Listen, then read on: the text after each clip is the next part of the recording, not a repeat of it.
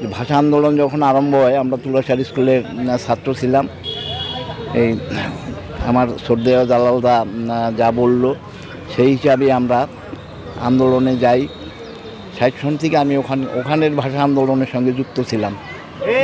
তারপরে এখন আবার এখানে আসছি, এখানে কয়েক বছর যাবৎ। এবং আমাদের যে ভাষা আন্দোলনের কমিটি, এটা বাংলাদেশের আর কোথাও নাই, শরীয়তপুরেই পাবেন। এখনও আছে, হয়তো আর 2-1 বছর থাকবে। তারপরে আমরা যখন মারা যাবো এটার কোনো অস্তিত্ব থাকবে না। আসলে আমাদের মনে একটা গর্ব আসে যেন আমরা ভাষা সৈনিক হিসাবে আজও বেঁচে আছি। আমাদের মধ্যে থেকে অনেকেই চলে গেছে, যারা এখন আমাদের মধ্যে নেই। তবে ভাষার জন্য আমরা অনেক দান করেছি, এটা যেন চিরতরে বাংলা ভাষা উজ্জীবিত থাকে, সেই জন্য আমরা আশাবাদ ব্যক্ত করি। আমরা এই যে ভাষা সৈনিক আমাকে অফিস আছে, ওইখানে আমরা গতকালই করছি, মালা টালা তৈরি করছি। তারপর তৈরি করে আজকে সকালে এই মালা নিয়ে আসছি। আবার আমার সম্বর্ধনা আছে বিকাল 6টায়, এখানে আমরা থাকবো।